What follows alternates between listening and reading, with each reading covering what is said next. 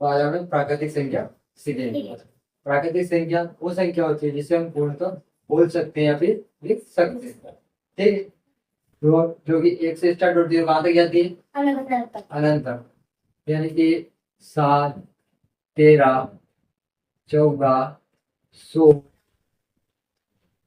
99, 3000। क्या ये सब प्राकृतिक संख्या है? हाँ। ऐसी कोई संख्या है जो कि इसमें आपको लगता है प्राकृतिक संख्या नहीं है? 10। सारी प्राकृतिक संख्या है। Yes sir. हम लिखते हैं पूर्ण संख्या। कौन सी संख्या लिखते हैं? पूर्ण संख्या। कोई बता सकता है पूर्ण संख्या क्या होती है? जो 0 से स्टार्ट होती है। पूर्ण संख्या क्या होती है? पूर्ण संख्या वो संख्या जो 0 से नेक्स्ट नंबर तक चलती है, जैसे कि 0, 1, 2, 3, 4,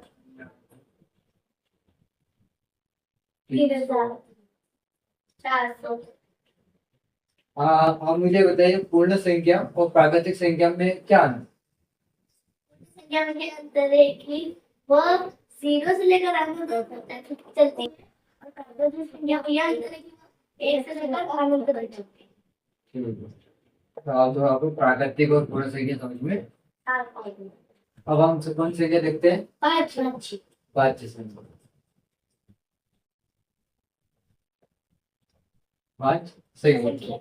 वाच्य संख्या कौन सी संख्या होती है बताइए? जिस संख्या का भाग हम कर सकते हैं। जिस संख्या का हम भाग कर सकते हैं। यानी कि 2, 4, 4। 6, 8। क्या इसमें तो कोई सी संख्या है जो कि वाच्य नहीं है? No sir. 3 हो गई, 7 हो गई, 5 हो गई। क्या ये संख्या वाच्य संख्या है? No sir. चलो, तो आपको समझ आया वाच्य संख्या वो संख्या होती है जिसको हम भाग कर सकते हैं। भाग दे सकते हैं उन संख्या को। ठीक है, अब हम कौन संख्या सीखेंगे? अभाज्य। अभाज्य संख्या।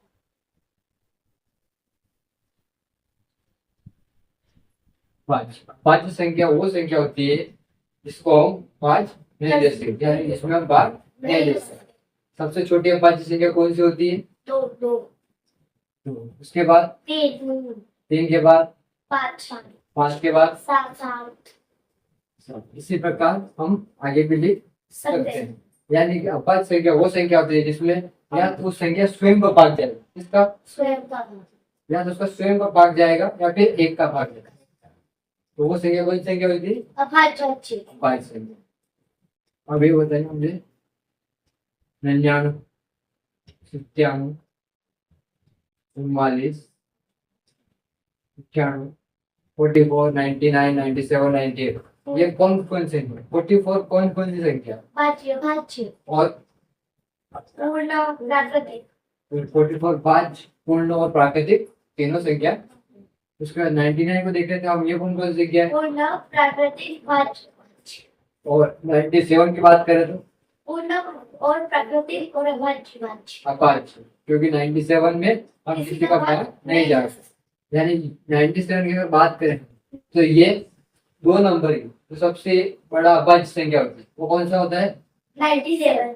और अगर बात करें 98 की तो वो पूर्ण प्राकृतिक भाज्य। 97 अभाज्य तो नहीं है। ये किस से भाग जा रहा है? ये 2 से जा रहा है, 3 से मतलब तीसरे की संख्या से इसमें भाग जा रहा है। जा रहा है। तो ये संख्या में आपको समझ में।